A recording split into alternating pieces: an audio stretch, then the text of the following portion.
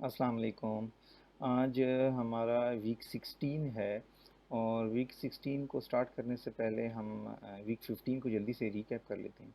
Week 15 में हमने 3 main topics पढ़े थे। एक डेलीगेट था, फिर डेलीगेट के बाद हमने इवेंट्स देखे थे और इवेंट्स के बाद हमने डिस्कस किया था थ्रेड्स, जिसको मल्टी थ्रेडिंग भी कहते हैं, और फिर थ्रेड सिंक्रोनाइजेशन के कुछ सिनेरियोज हमने डिस्कस किए थे।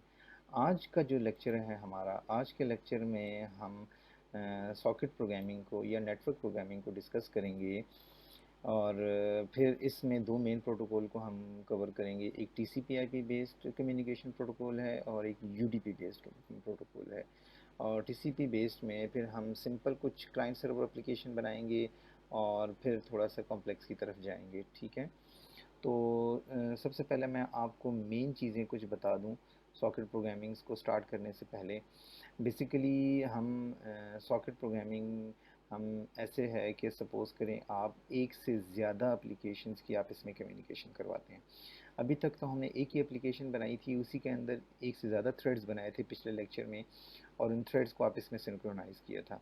अब ये सपोज़ कर लें कि मेरे पास एक से ज़्यादा एप्लीकेशंस हैं और उन एप्लीकेशंस ने आपस में एक दूसरे से कम्युनिकेट करना है। ठीक है, मतलब मेरे पास अब मतलब आउटसाइड द एप्लीकेशन एक एप्लीकेशन किसी दूसरे एप्लीकेशन से कम्युनिकेट करेगी, और वो जो एप्लीकेशन है वो सेम कंप्यूटर पे भी हो सकती है, वो किसी नेटवर्क पे भी हो सकती है या किसी इंटरनेट पे भी हो सकती है।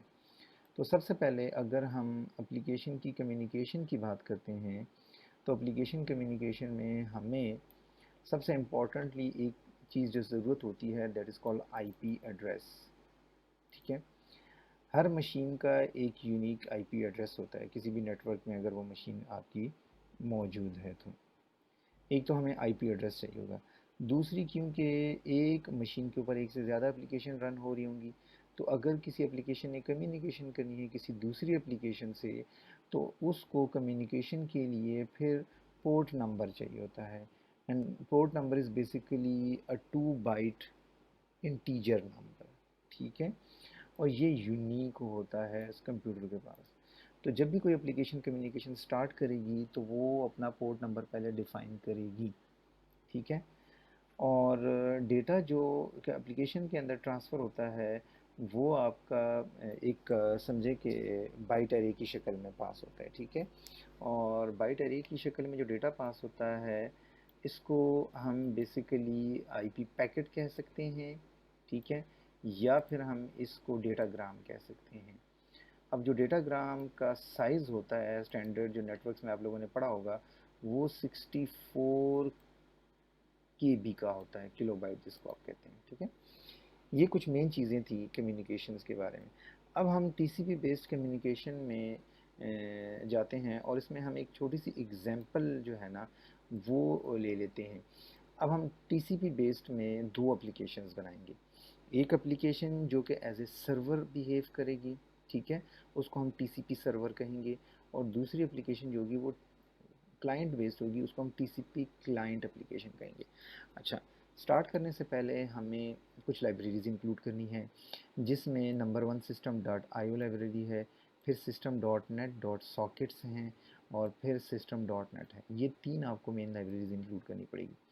अब मैं जो टीसीपी सर्वर साइड की एप्लीकेशन का कोड लिख रहा हूँ, इस एप्लीकेशन में सबसे पहले मुझे एक डिसाइड करना पड़ेगा कि ये जो एप्लीकेशन है ये किस कम्युनिकेशन पोर्ट के ऊपर लिसन करेगी, या किस पोर्ट नंबर के ऊपर ये दूसरी एप्लीकेशन के साथ कम्युनिकेट या इंटरेक्ट करेगी या किसी और एप्लीकेशन को रिस्पॉन्ड करेगी। तो वो पोर्ट नंबर क्या होगा?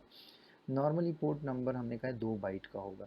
अब 2 बाइट्स का अगर मैं कहता हूँ 2 बाइट का पोर्ट नंबर है तो 2 बाइट्स में आपको पता होगा कि इंटीजर की रेंज क्या हो सकती है। ठीक है, 2 बाइट का मतलब है 16 बिट, और 16 बिट 2 रेज़ टू पावर में आप मैक्सिमम नंबर देख लीजिएगा क्या हो सकता है। नंबर 1।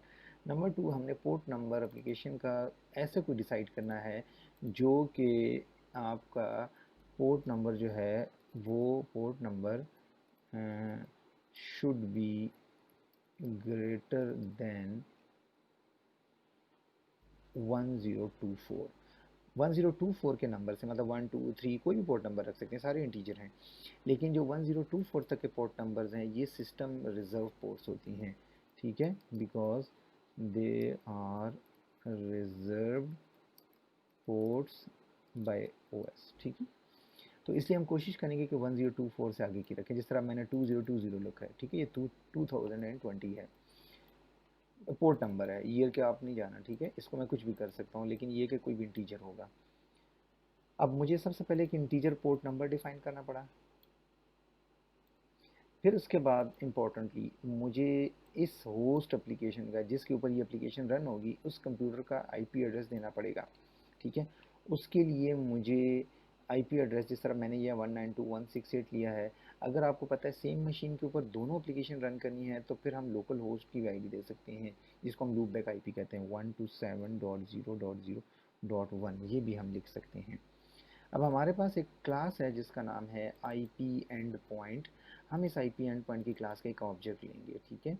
इसका जब आप ऑब्जेक्ट लेंगे तो ये जिसको हमने किया है लोकल एंड पॉइंट दे दिया, ठीक है, LIP दे दी है, लोकल एंड पॉइंट की IP। अब इसको हमने IP एंड पॉइंट को इसके कंस्ट्रक्टर में, एक तो ये जो स्ट्रिंग हमने IP एड्रेस स्ट्रिंग में लिखा है, इसको IP एड्रेस की क्लास के फॉर्मेट में कन्वर्ट किया है, ठीक है, और इसको दे दिया है। दूसरी चीज़ ये जो आपसे रिक्वायर करता है, ये वो पोर्ट नंबर है जिस पे ये लिसन करेगा, जिस पे ये कम्युनिकेट करेगा बाकियों से, ठीक है। तो वो पोर्ट नंबर हमने डिसाइड किया था कि 2020 है, तो हमने IP एंड पॉइंट को दो चीज़ें दे दी है। इस होस्ट मशीन की IP जो कि हमने लूप बैक के तौर पे दी है, ठीक है। आप इसकी रियल IP भी दे सकते हैं, या जो है ये वाली जो ये भी दे सकते हैं, लेकिन हम ये या रियल आईपी दोनों चल जाएगी। लेकिन अगर हमने आउटसाइड द कंप्यूटर दूसरी एप्लीकेशन के साथ कम्युनिकेट करना है, फिर यहाँ आपको इसकी रियल आईपी मशीन की देनी पड़ेगी, ठीक है। दूसरा हमने इसको पोर्ट नंबर दे दिया। तो अब ये जो लोकल एंड पॉइंट है, आईपी है, इसको अब मशीन की आईपी और एंड पॉइंट दोनों हमने दे दिए हैं। अब क्योंकि हम टीसीपी बेस्ड सर्वर एप्लीकेशन बना रहे हैं और ये जो है लिसनिंग मोड में होगी, दूसरी एप्लीकेशन इसको रिक्वेस्ट भेजेगी, तो इसलिए हमें एक इम्पॉर्टेंट क्लास है जिसका एक ऑब्जेक्ट चाहिए होगा, and that is named as TCP listener. हमने टीसीपी लिसनर की क्लास का ऑब्जेक्ट बनाया और इसके अंदर ये जो आईपी एंड पॉइंट का ऑब्जेक्ट था, जिसमें आईपी और पोर्ट नंबर दोनों मौजूद हैं, हमने इसको वो पास कर दिए हैं। और साथ ही हमने लिसनर से कहा कि स्टार्ट, जब लिसनर स्टार्ट करते हैं तो बेसिकली ये अब लिसनिंग मोड में आ रहा है, ठीक है, उस मशीन की स्पेसिफिक आई पोर्ट नंबर के ऊपर। अब ये याद रखें कि अगर वो पोर्ट नंबर पहले से रिजर्व्ड है किसी और एप्लीकेशन पे, तो फिर ये नहीं करेगा लिसनिंग स्टार्ट, ठीक है, एक्सेप्शन थ्रो करेगा। तो मेक श्योर कि ये पोर्ट नंबर किसी और के यूज़ में ना हो। अच्छा, इसके बाद मैंने एक मैसेज प्रिंट किया है कि waiting for a client on port number. Obviously बात है, किसी पोर्ट नंबर पे ये जो वेट कर रहा होगा उस पर एक मैसेज आ जाएगा आपको। अब वो वेट करने के लिए ये नहीं कि इस मैसेज से वो वेट करना शुरू हो जाएगा। हम क्या करेंगे, हम जो लिसनर को स्टार्ट करने के बाद लिसनर डॉट एक्सेप्ट सॉकेट के फंक्शन को कॉल करेंगे। This is basically a blocking function. Blocking से मुराद ये कि आपकी एप्लीकेशन यहाँ पर रुक जाएगी, मतलब ये वेटिंग का मैसेज प्रिंट करने के बाद रुक जाएगी, आगे इस लाइन तक नहीं आएगी, इन लाइन्स तक, ठीक है। ये इस फंक्शन के अंदर यहाँ रुक जाएगी। अब ये यहाँ रुकी रहेगी कब तक, जब तक कोई भी एप्लीकेशन इसको इस पोर्ट नंबर पे रिक्वेस्ट नहीं भेजती कनेक्शन का। अब ये याद है कि हम टीसीपी बेस्ड कम्युनिकेशन प्रोटोकॉल में हैं, तो टीसीपी बेस्ड कम्युनिकेशन प्रोटोकॉल कहता है कि टीसीपी जो है ये कनेक्शन ओरिएंटेड प्रोटोकॉल है, ठीक है। तो अब हम कनेक्शन इस्टेब्लिश करने जा रहे हैं, तो एक्सेप्ट सॉकेट जो है ये आपको एक कनेक्शन बनाता है। जब आपका एक कनेक्शन इस्टेब्लिश होता है तो हमारे पास सॉकेट की क्लास का एक ऑब्जेक्ट बन जाता है। This socket class object is basically treated as an active connection between those two applications, ठीक है। One side is this side, this server side application, and another will be the client application, which is basically sending a request to this application. अब next हमने socket के बाद क्या किया, अब हम सॉकेट से ये मालूम कर सकते हैं कि मुझे रिक्वेस्ट आई कहाँ से है, ठीक है।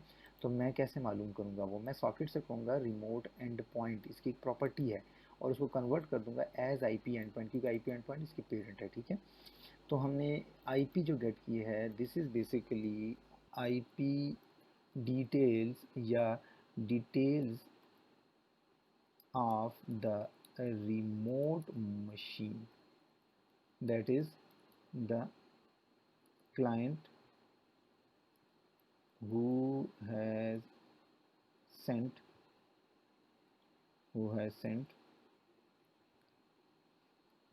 connection request, तो ये जो कनेक्शन रिक्वेस्ट इस सॉकेट को मिला है वो उस क्लाइंट की डिटेल मेरे पास इस आईपी में आ जाएगी इसके थ्रू। अब लोकल आईपी जो है, ठीक है, ये लोकल वो इसमें पड़ी है, और ये जो आईपी है ये रिमोट दूसरी मशीन की डिटेल इसमें आ गई। अब इसके पास उसका पोर्ट नंबर भी आ गया और उसकी आईपी भी आ गई। अगर हम इसको प्रिंट करें कि जी, अब मैं यहाँ प्रिंट करता हूँ कनेक्टेड टू क्लाइंट, कि भाई किस क्लाइंट से ये कनेक्ट है, तो मैंने ये जो सॉकेट है डॉट रिमोट एंड पॉइंट इसको प्रिंट कर दिया। तो ये जब प्रिंट होगा तो ये आईपी और पोर्ट नंबर के फॉर्मेट में प्रिंट हो जाएगा, ठीक है, कॉलन के साथ। इसके बाद अब कनेक्शन हमारा इस्टेब्लिश हो गया। अब हम नेक्स्ट स्टेप पे जाते हैं डेटा शेयरिंग में, मतलब हम अब डेटा ट्रांसफ़र करते हैं, ठीक है। तो अब हमने ये क्योंकि सिंपल एक एप्लीकेशन बना रहे हैं, तो इसलिए सर्वर साइड पे जब क्लाइंट के साथ ये कनेक्ट हो गया है, तो अब हम क्या करते हैं, हमने स्ट्रीम की क्लास का एक ऑब्जेक्ट ले लिया, ठीक है। ये जो स्ट्रीम की क्लास है इसका हमने एक ऑब्जेक्ट ले लिया स्ट्रीम के नाम से, और उसका जो इंस्टेंस उसको क्रिएट किया वो नेटवर्क स्ट्रीम की क्लास का किया। हमें यहाँ की कोई कम्युनिकेशन लोकल किसी जो है ना डिफ़ॉल्ट आपकी इनपुट आउटपुट डिवाइस, मतलब मॉनिटर से नहीं हम कर रहे, डिस्प्ले या कीबोर्ड से इनपुट नहीं ले रहे, ठीक है, लोकल आपकी स्ट्रीम नहीं है। तो हमने इसका नेटवर्क स्ट्रीम की क्लास का ऑब्जेक्ट यूज़ किया, और नेटवर्क स्ट्रीम की क्लास को हमने सॉकेट पास किया है। ये वो सॉकेट है जो असल में मैंने कहा था कनेक्शन है बिटवीन टू एप्लीकेशंस, ठीक है। इसके पास दोनों साइड की इन्फॉर्मेशन है कि लोकल इस कंप्यूटर का आईपी और पोर्ट क्या है, और रिमोट वाली साइड की कंप्यूटर की आईपी और पोर्ट क्या है। तो ये दोनों चीज़ें स्ट्रीम की क्लास को दे देगा। अब ये जो स्ट्रीम की क्लास है इसको मैंने दो मज़ीद और जगहों पे पास किया है। लाइक मैं ये जो स्ट्रीम का ऑब्जेक्ट बना रहा हूँ, अब इसके थ्रू मैं डेटा सेंड भी कर सकता हूँ, रिसीव भी कर सकता हूँ, ठीक है। इस एप्लीकेशन से बाहर सेंड भी कर सकता हूँ दूसरी एप्लीकेशन के पास, और वहाँ से रिसीव भी कर सकता हूँ। तो अब यहाँ पर जो मैंने ये नेक्स्ट जेस की लाइन लिखी है, ये है जी आपके पास स्ट्रीम रीडर की क्लास का मैंने एक ऑब्जेक्ट बनाया है, जिसका काम ये होगा कि जो बाहर से डेटा आ रहा है क्लाइंट साइड से उसको रीड करना है इसने। तो इसको मैंने स्ट्रीम का ऑब्जेक्ट पास कर दिया, इसको मैंने सोर्स बता दिया कि कहाँ से रीड करना है, ठीक है। और ये जो स्ट्रीम है ये सॉकेट से मतलब इनडायरेक्टली कनेक्टेड है, तो सॉरी डायरेक्टली, तो ये रीडर जो है इनडायरेक्टली सॉकेट से कनेक्ट हो गया, सॉकेट से रीड करेगा डेटा। दूसरी साइड पे मैंने एक और ऑब्जेक्ट बनाया that is called stream writer. इसका काम, इसको भी उसी तरीके से स्ट्रीम के थ्रू कनेक्ट किया है। अब इस राइटर का काम होगा डेटा यहाँ से दूसरी एप्लीकेशन को सेंड करना, ठीक है। तो ये सेंडर का काम करेगी। इसकी एक बड़ी इंपॉर्टेंट प्रॉपर्टी है that is called auto flash, इसको हमने ट्रू किया है। तो इसका ट्रू करने का फ़ायदा ये होगा कि जैसे ही मैं यहाँ से राइटर से कहूँगा डॉट राइट, ठीक है, तो ये फ़ौरन डेटा को आगे फ्लैश करके क्लाइंट पे भेज देगा, बफर नहीं करेगा अपने पास। अब हम क्या करते हैं, अब हमारा एक टाइम आ गया कि हम क्लाइंट को कोई मैसेज भेजें। तो हमने एक सपोज कर लिया hard code message string letter बना दिया, welcome client, you are now connected to server. ये एक मैसेज उसके पास चला जाएगा ताकि उसे पता चला अच्छा मेरी रिक्वेस्ट एक्सेप्ट होगी। तो यहाँ पर मैंने एक मैसेज लिया, और जो राइटर का ऑब्जेक्ट बनाया था उसको मैंने कहा डॉट राइट लाइन। इसका एक फंक्शन होता है, जब हम राइटर का राइट लाइन का फंक्शन कॉल करते हैं और उसको अपना स्ट्रिंग दे देते हैं, तो आप ये समझ लें कि ये डेटा इमीडिएटली उस क्लाइंट एप्लीकेशन के पास यहाँ से थ्रो कर दिया हमने, ठीक है। और ये ऑटो फ्लैश की वजह से, अगर ये फॉल्स करते फिर बफर होता, उसको फिर फ्लैश करना मैनुअली पड़ता, ये ऑटोमेटिकली हो रहा है। अब हमने एक मैसेज उसको भेज दिया, अब हम एक्सपेक्ट करते हैं कि एक मैसेज वो भी भेज दें हमें। तो इसलिए नेक्स्ट हमने कहा कि जी no I am going to wait for the response from that remote side. तो मैंने रीडर से कहा रीड लाइन, रीड लाइन जो है ये वेट करेगी, जिस तरह आप कोई रीड लाइन करते थे कंसोल में, ठीक है। इसी तरह जब वो वहाँ से सेंड राइट करेगा, वहाँ से सेंड करेगा, तो यहाँ जब रिसीव होगा तो ये रीडर का जो रीड लाइन का फंक्शन है ये मैसेज को रीड करके मुझे एक स्ट्रिंग वेरिएबल में दे देगा, और उस वेरिएबल को नीचे मैं प्रिंट कर दूंगा कि जी क्लाइंट सेज, और आगे वो मैसेज आ जाएगा क्लाइंट का, ठीक है। इसके बाद हम एप्लीकेशन को क्लोज कर देंगे, हमारी कम्युनिकेशन ख़त्म हो गई है। इसमें सर्वर ने एक मैसेज भेज दिया, उसने वापस एक जवाब दे दिया, बस दैट्स इट। और हमने क्या किया कि एप्लीकेशन को एंड कर दिया, की प्रेस के बाद हमने सारे जितने भी रिसोर्सेज थे उनको फ्री कर दिया, लाइक रीडर को क्लोज कर दिया, राइटर को, सॉकेट को क्लोज कर दिया, और लिसनर को स्टॉप करना, विच इज़ वेरी इंपॉर्टेंट, ठीक है। तो ये था सर्वर साइड का कोड। अगर हम इसको रन करते हैं सर्वर साइड के कोड को, तो ये यहाँ आके रुक जाएगा सॉकेट के एक्सेप्ट पे, ठीक है। इसको मैं रन कर देता हूँ। ये देखिए, अब ये जो सर्वर है ये वेट कर रहा है क्लाइंट के लिए, ठीक है, ऑन पोर्ट दिस। अब ये जब तक एक्सेप्ट नहीं करेंगे, वहाँ दूसरी साइड से दूसरी एप्लीकेशन नहीं चलाएंगे, ये आगे नहीं चलेगा, ठीक है जी।